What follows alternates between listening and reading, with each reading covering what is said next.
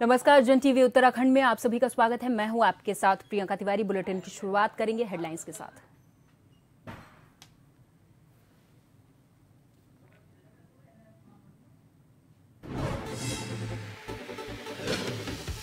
उत्तराखंड में एक सीट पर उपचुनाव, केदारनाथ सीट के लिए पार्टियां जुटी रणनीति में। पर्यवेक्षकों की रिपोर्ट के बाद नाम भेजे पार्लियामेंट्री बोर्ड को।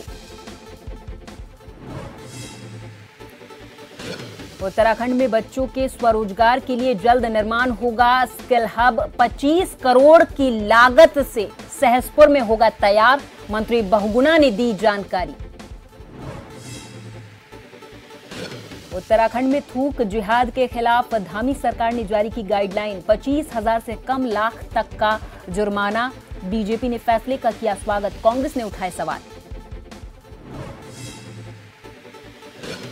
नैनीताल हाईकोर्ट में मुआवजा न देने के मामले में सुनवाई। बॉर्डर रोड ऑर्गेनाइजेशन से प्रभावित बीआरओ महानिदेशक के खिलाफ जारी किए वारंट। 6 नवंबर को होना होगा पेश। और उत्तराखंड सूखे पड़े जल स्रोतों का चल सकेगा पता। रुड़की में एनआईएच विभाग वैज्ञानिकों ने तैयार किया ईश्वर ऐप।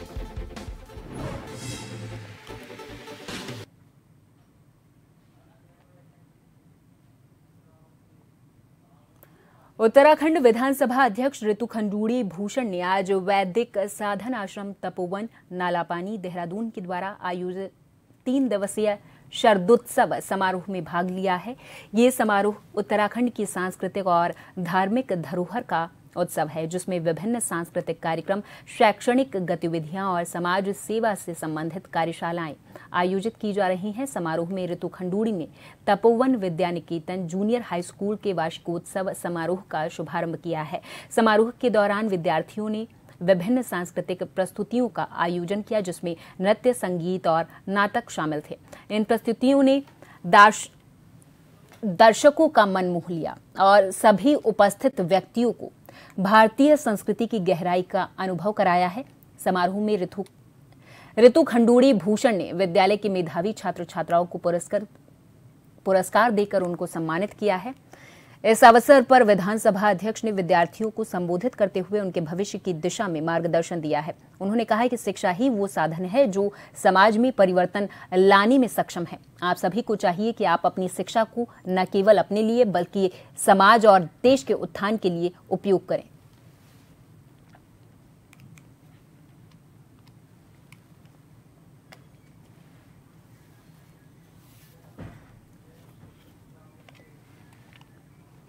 केदारनाथ उपचुनाव को लेकर तारीखों का ऐलान कर दिया गया है। वहीं अब पार्टियां चुनावी तैयारी में जुट गई हैं। पार्टी ने प्रत्याशी चयन की प्रक्रिया भी शुरू कर दी है। पर्यवेक्षकों की रिपोर्ट के आधार पर आए नामों पर स्टेट पार्लियामेंट्री बोर्ड ने विचार विमर्श किया है। केंद्रीय पार्लियामेंट्री बोर्ड को नामों का पैनल भेज दिया गया है। भाजपा के प्रदेश अध्यक्ष महेंद्र भट्ट ने कहा है कि प्रदेश प्रभारी दुष्यंत कुमार गौतम के साथ मिलकर वर्चुअल बैठक के चलते केदारनाथ उपचुनाव को लेकर विधानसभा से दावेदारी करने वाले प्रत्याशियों के नाम को भेज दिया गया है। जल्द ही फाइनल प्रत्याशी का नाम फाइनल किया जाएगा। उसके बाद ही केदारनाथ उपचुनाव को लेकर स्टार प्रचारकों की लिस्ट भी जारी की जाएगी।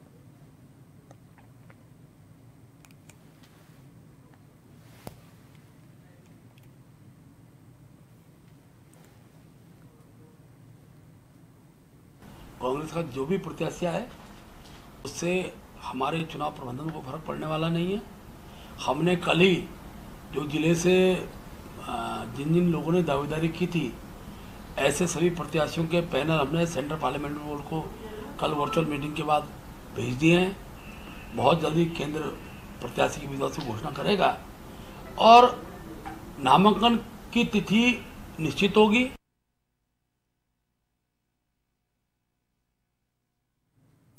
केदारनाथ विधानसभा उपचुनाव की तिथि घोषित हो गई है। उपचुनाव को लेकर के बीजेपी ने 6 लोगों का नाम भी केंद्रीय पार्लियामेंट्री बोर्ड के पास भेजा है।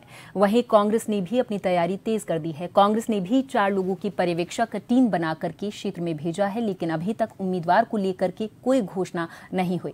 और चुनाव की तैयारी को लेकर कांग्रेस के वरिष्ठ नेता प्रीतम सिंह ने कहा है कि जिस दिन से केदारनाथ विधानसभा सीट खाली हुई थी, उसी दिन से कांग्रेस ने लोगों से जनसंपर्क करना शुरू कर दिया था। प्रदेश प्रभारी ने 4 पर्यवेक्षकों की नियुक्ति कर दी है और ये पर्यवेक्षक जल्द ही अपनी रिपोर्ट भेजेंगे। उसके बाद पार्टी उपचुनाव के लिए अपने उम्मीदवार की घोषणा करेगी।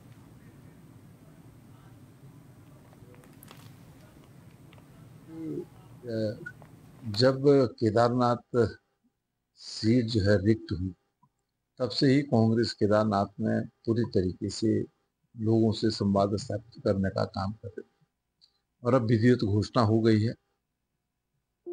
हमारे प्रभारी जी द्वारा वहाँ पर पर्यवेक्षक नियुक्त किए गए हैं। पर्यवेक्षक जाएंगे, आमजन से संवाद स्थापित करेंगे, कांग्रेसियों से संवाद स्थापित करेंगे। उसके बाद जो है प्रत्याशी भी जो है राष्ट्रीय नेतृत्व से शीघ्र घोषित करेंगे। केदारनाथ उपचुनाव की तारीख के ऐलान के बाद राजनीतिक पार्टियों ने प्रत्याशियों के नाम पर मंथन शुरू कर दिया, तो वहीं संभावित प्रत्याशियों ने भी टिकट के लिए पार्टी के वरिष्ठ नेताओं के साथ मुलाकात शुरू कर दी है। केदारनाथ विधानसभा सीट पर बीजेपी की दिवंगत शैला रानी रावत की बेटी ऐश्वर्या रावत, आशा नौटियाल और कुलदीप रावत के नाम पर विचार कर रही है। लेकिन देहरादून में भाजपा प्रदेश अध्यक्ष महेंद्र भट्ट से मुलाकात के बाद कुलदीप रावत ने उम्मीद जताई है कि पार्टी उन पर भरोसा करेगी।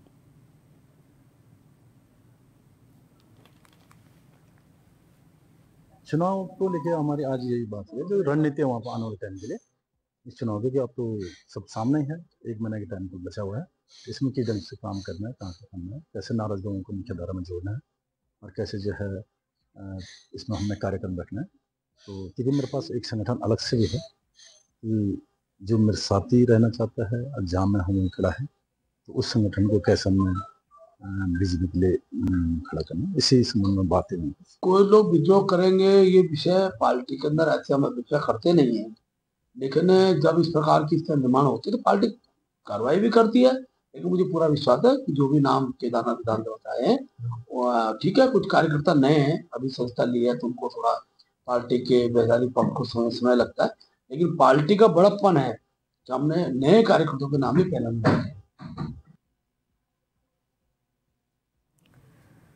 उत्तराखंड में बच्चों को स्वरोजगार से जोड़ने के लिए कौशल विकास विभाग के द्वारा लगातार प्रयास किए जा रहे। कौशल विकास मंत्री सौरभ बहुगुणा ने कहा कि कई बड़ी कंपनियों से टाइप करके अपने ITI को सेंटर ऑफ एक्सीलेंस के माध्यम से चलाने का प्रयास हम कर रहे हैं। इसी के तहत देहरादून जनपद के सहसपुर में 25 करोड़ की लागत से जल्द ही स्किल हब सेंटर का निर्माण किया जाएगा। अभी तक इसके लिए 6 ट्रेड फाइनल हो चुके हैं। एक्सीलेंस के माध्यम से यहां पर बड़ी कंपनियां अपनी टेक्नोलॉजी और ट्रेनर को लेकर आएंगी और बच्चों को ट्रेन करने के साथ ही उन्हें अपनी कंपनियों में रोजगार मुहैया कराएंगी।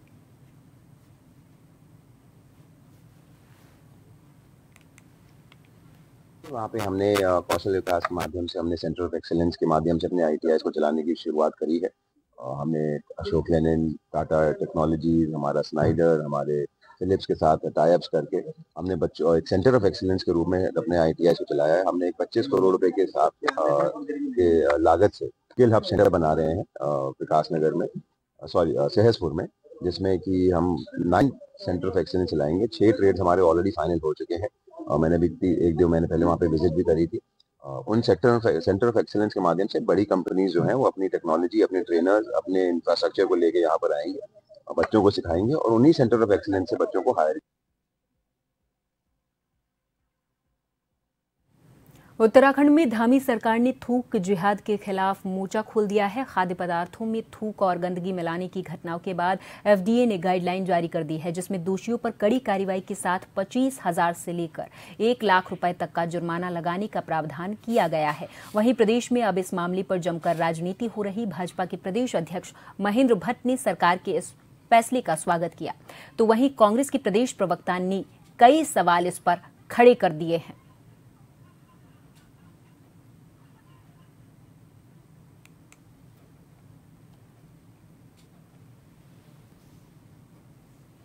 मैं प्रदेश के मुख्यमंत्री जी का आभार व्यक्त करता हूँ कि अनेकों ऐसे अवसर आए हैं जब देवभूमि के देवतुल्य स्वरूप को कुछ षड्यंत्रकारियों द्वारा बिगाड़ने का प्रयास किया गया।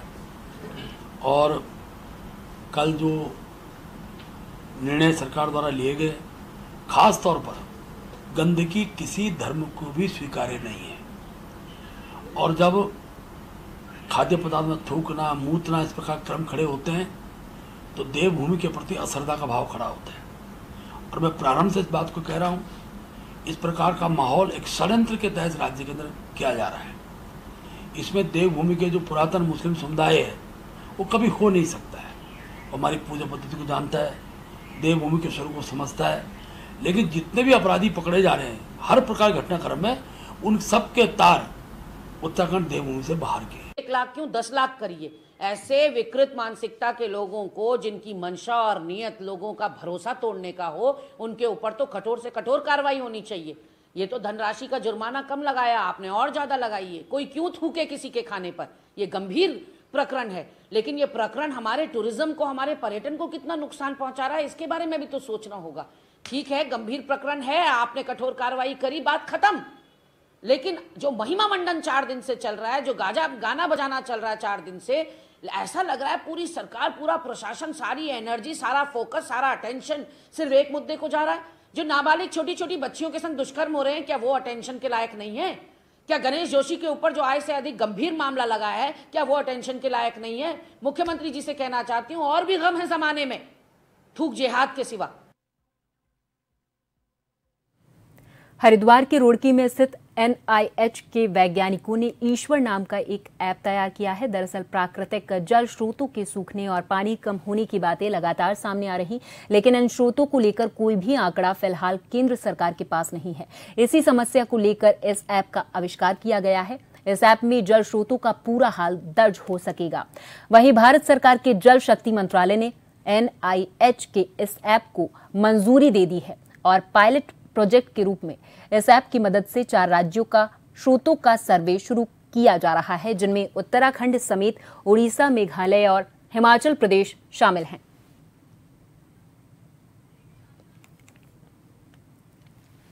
कि आप जानते हैं कि जो हमारे पर्वतीय क्षेत्र हैं, जो पूरे देश में जो पर्वतीय क्षेत्र हैं, उनमें जो हमारे स्प्रिंग्स होते हैं, जो लोकल वाटर रिसोर्सेज हैं, वो वहाँ की जीवन रेखा है। वहाँ के लोग अपने पानी की डिमांड के लिए उन जल स्रोतों पर निर्भर रहते हैं। लेकिन अभी कुछ 2-3 दशकों में अब देखें तो काफ़ी जल स्रोत सूख चुके हैं, क्योंकि जलवायु परिवर्तन भी एक कारक है और कई अवैज्ञानिक रूप से जो भी कार्य होता है उसके कारण भी जल स्रोत सूख जाते हैं। तो जो भारत सरकार का department of water resources, river development and Ganga rejuvenation है, उन्होंने यह सोचा कि इन जल स्रोतों के पुनरुद्धार के लिए, इनके रिजुवनेशन के लिए एक योजना बनाई जाए। यहाँ पर वक्त है एक छोटी सी ब्रेक का, फौरन हाजिर होंगी कुछ और खबरों के साथ।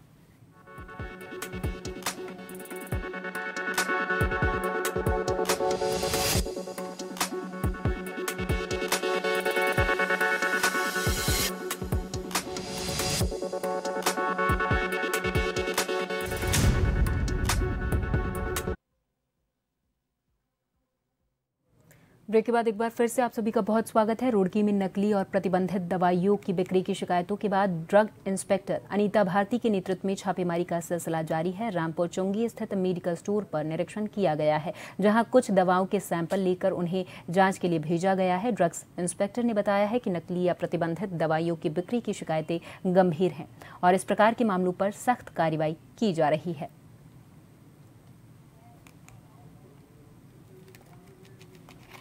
रुड़की क्षेत्र से मुझे लगातार शिकायतें मिलती रहती हैं कि कहीं पर नकली दवाइयाँ बेची जा रही हैं, कहीं पर नशीली दवाइयाँ जो है बिना प्रिस्क्रिप्शन के दी जा रही। इसी के रिगार्डिंग मेरे द्वारा कल भी और आज भी यहाँ पर विजिट किया गया और ये आज मैं यहाँ पे आई हूँ। कल मैं यहाँ पे आई थी तो यहाँ पे ऑनर्स नहीं थे तो दुकान मेरे द्वारा बंद कराई गई थी, और आज इन्हें बुला करके जो इनके समक्ष मेरे द्वारा 4 दवाइयों के सैंपल लिए गए हैं ताकि पता चल सके कि यहाँ क्षेत्र में किस टाइप की दवाइयाँ बिक रही हैं। ये होलसेलर है, यहाँ पर अन्य भी जो होलसेलर हैं उनके यहाँ से भी दवाइयाँ जो है सैंपल जांच हेतु भेजे जाएंगे। और जो कुछ मेडिकल स्टोर ऐसे हैं जहाँ पर कि बच्चों द्वारा जो है दुकान का संचालन किया जा रहा है, तो ऐसे में एक बार उन्हें सचेत किया जाता है कि वो लोग अपनी इस गलती को सुधारें।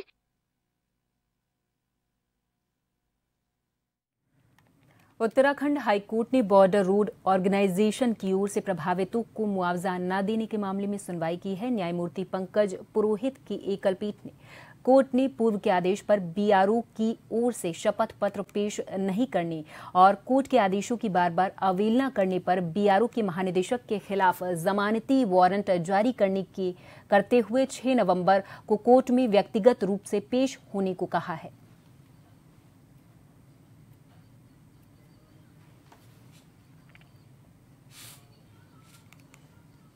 उत्तराखंड क्रांति दल प्रदेश में मूल निवास और भू कानून लागू करने की मांग को लेकर अब आगामी 24 अक्टूबर को देहरादून में परेड ग्राउंड से सीएम आवास तक तांडव रैली निकालेगा। इधर पौड़ी पहुंचे यूकेडी के संरक्षक त्रिवेंद्र पवार ने इसकी जानकारी दी है। यूकेडी संरक्षक ने प्रदेश में लागू हो रहे यूसीसी कानून पर सवाल उठाया और कहा कि यूसीसी लाकर सरकार मूल निवास और भू कानून को खत्म कर देगी। यूकेडी संरक्षक ने आगे कहा है कि प्रदेश की जनता के हक की लड़ाई यूकेडी तांडव रैली आयोजित कर लड़ने जा रही है। इसमें कई क्षेत्रीय संगठन भी सरकार को चेताने के लिए इस रैली में शामिल होंगे। ये जो रैली 24 तारीख को हुआ है, ये उत्तराखंड क्रांति दल के भविष्य को तय करेगी और उत्तराखंड की जन भावनाओं पे खरी उतरने की कोशिश करेगी। और ये रैली अपने आप में एक ऐतिहासिक रैली होगी। पूरा पहाड़ गर्म हो रहा है क्योंकि ये मूल निवास का जो सवाल है, भू कानून का जो सवाल है, पूर्णकालिक राजधानी का जो सवाल है, परिसंपत्तियों का जो सवाल है, वो पहाड़ की जनता 24 साल में अब जान चुकी है कि हमारे साथ जो है अन्याय हो रहा है, शौचालय विहार हो रहा है, पहाड़ को बर्बाद करने की साजिश है। इसलिए लोग लामबंद हो रहे हैं और 24 तारीख को तमाम पूरे पहाड़ से लोग आ रहे हैं। देखिए, कांग्रेस इसमें नहीं बोल सकती। उसका कारण है कि जो बाहर के लोग हैं, 60 लाख आदमी यहाँ आ गया है, उनका वोट पर कांग्रेस की निगाह है, भाजपा की निगाह है। भाजपा कांग्रेस कभी नहीं बोलेगी इसको। मुख्यमंत्री पुष्कर सिंह धामी के निर्देश पर कुमाऊं मंडल के अंदर भूमाफिया के ऊपर मुख्यमंत्री के सचिव और कुमाऊं कमिश्नर दीपक रावत नकेल कसने जा रहे। दरअसल हल्द्वानी में पत्रकारों से बातचीत करते हुए कुमाऊं कमिश्नर और मुख्यमंत्री के सचिव दीपक रावत ने कहा है कि ऐसी जमीनें जो बाहरी लोगों ने खरीदी हैं, यदि वो उसका सही समय पर इस्तेमाल कर रहे हैं तो उसमें कोई समस्या नहीं। अगर जमीन का गलत प्रयोग पाया जाता है तो कड़ी कार्रवाई की जाएगी। बाहरी व्यक्तियों के द्वारा 250 वर्ग मीटर से कम जमीन लेने पर अनुमति की जरूरत नहीं होती है, लेकिन इसी तरह से कई जमीन खरीदी गई है जो एक व्यक्ति ने अलग अलग लोगों के नाम से ली है। उसकी कुछ जानकारी प्रशासन को मिली है जिसकी जांच की जाएगी। कई बड़े लोगों के द्वारा जमीनें प्रशासन की अनुमति से कृषि उद्योग और बागवानी के लिए ली गई थी, लेकिन उस जमीन का सही इस्तेमाल नहीं किया जा रहा। ऐसे में जिले के डीएम को जांच करने के निर्देश दिए गए हैं।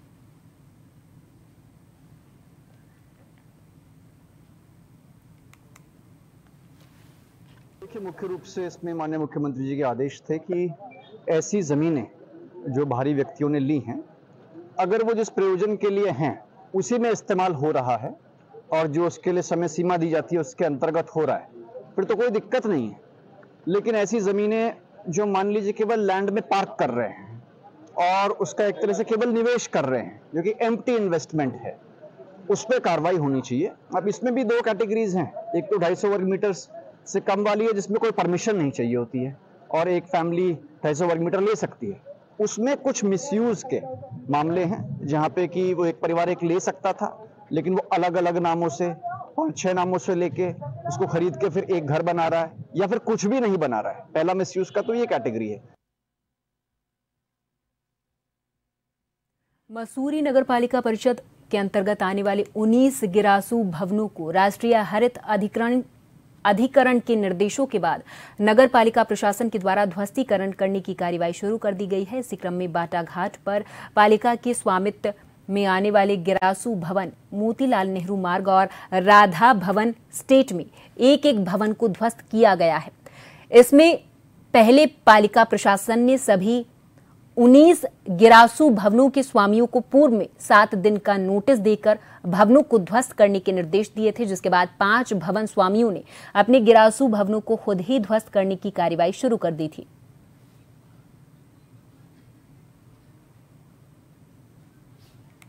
2020-21 में नगर पालिका द्वारा 19 बिल्डिंगों को चिन्हीकरण किया गया था जो गिरासू थी।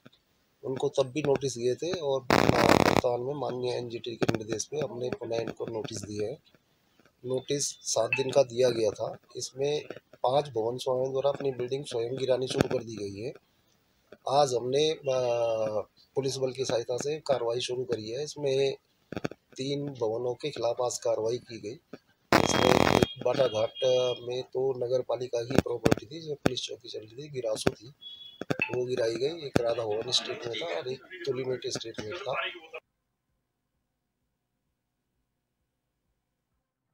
हाईकोर्ट ने महिला कर्मचारी के साथ दुष्कर्म और उसके बच्चे के साथ छेड़छाड़ के आरोपी लाल कुआं दुग्ध संघ के अध्यक्ष मुकेश बोरा के जमानत प्रार्थना पत्र पर सुनवाई की है। हाईकोर्ट के आरोपी को कई बार राहत न देते हुए राज्य सरकार को 4 सप्ताह के भीतर जवाब पेश करने के लिए कहा है। इससे पहले भी कोर्ट ने याचिकाकर्ता के अग्रिम जमानत प्रार्थना पत्र और गिरफ्तारी पर रोक संबंधित याचिका को खारिज कर दिया था। न्यायमूर्ति रविंद्र मैठाणी की एकलपीठ के समक्ष मामले की सुनवाई हुई है।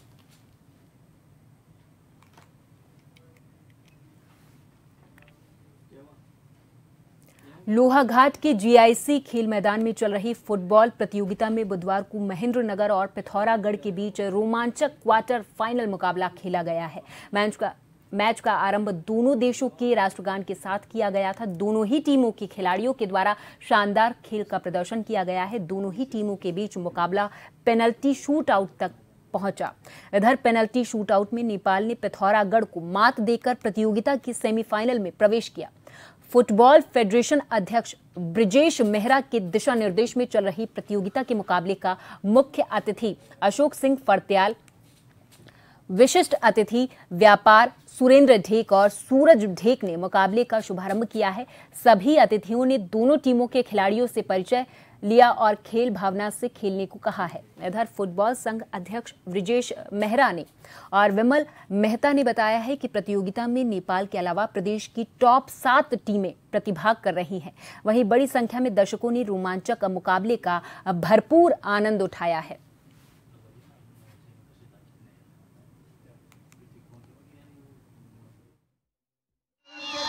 यहाँ पर बताइए सही है अपने प्लेयर बता क्या हो रहा है?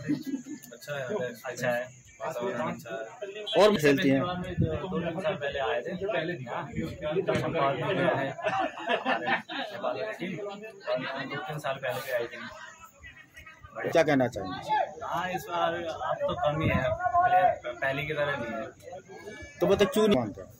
बहुत नुकसान है खेल की वजह से, तो देश का वो पहचान नहीं है। नेपाल से आए महेंद्रनगर से अपनी टीम लेके यहाँ पे लोहाघाट पे। जैसे लोहाघाट में पहली बार आया हूँ और यहाँ पे जैसे काफ़ी अच्छा लग रहा है। यहाँ का एटमोसफियर जो है काफ़ी अच्छा है, काफ़ी अच्छे सहयोगी हैं, सपोर्टिव है और यहाँ के जो दर्शक आ रखे हैं यहाँ पे देखने के लिए, मतलब काफ़ी सपोर्ट कर रहे हैं हमें यहाँ पे, मतलब उस चीज़ को मतलब देख कर काफ़ी अच्छा लग रहा है। कहना चाहेंगे इसमें? वही है, अब अपने सेहत के ऊपर दिए ध्यान रखे तो अच्छा ही है।